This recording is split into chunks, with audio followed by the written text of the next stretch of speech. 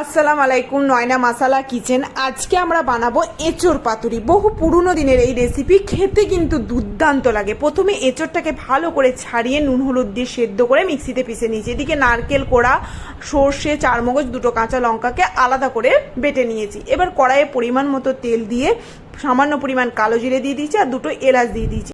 এরপর পিষে রাখা এঁচোড়টাকে দিয়ে হালকা নেড়ে ছেড়ে নেওয়ার পর একটা বড় টমেটো কুচি দিয়ে টমেটোটা গলে আসলেই আমি এক এক করে বাটা মশলাগুলো দিয়ে দেবো। প্রথমে নারকেল বাটাটা দিয়ে দিলাম, এরপর চারমগজ বাটাটা দিয়ে দিলাম, সর্ষে আর কাঁচা লঙ্কাটাকে একসাথেই বেটে নিয়েছিলাম দিয়ে দিলাম।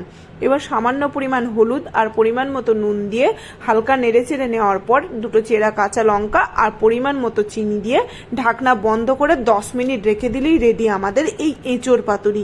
কি দুর্দান্ত লাগে খেতে। এবার সাদা ভাতের সাথে পরিবেশন করুন, অসাধারণ লাগবে খেতে। একবার আপনারাও বাড়িতে বানান আর আমাকে অবশ্যই কমেন্ট বক্সে জানাবেন যে আমার ভিডিওগুলো কেমন লাগছে। লাইক দিতে ভুলবেন না, আমার পাশে থাকবেন। আর আপনারা কি ধরনের ভিডিও পছন্দ করছেন অবশ্যই কমেন্ট বক্সে জানাবেন। আর হ্যাঁ, যারা এখনো অবধি চ্যানেলটাকে সাবস্ক্রাইব করেননি প্লিজ সাবস্ক্রাইব করে দিবেন। যারা সাবস্ক্রাইব করেছেন অবশ্যই বেল আইকনটা টিপে রাখবেন আমার নতুন নতুন ভিডিওগুলো দেখার জন্য। ধন্যবাদ।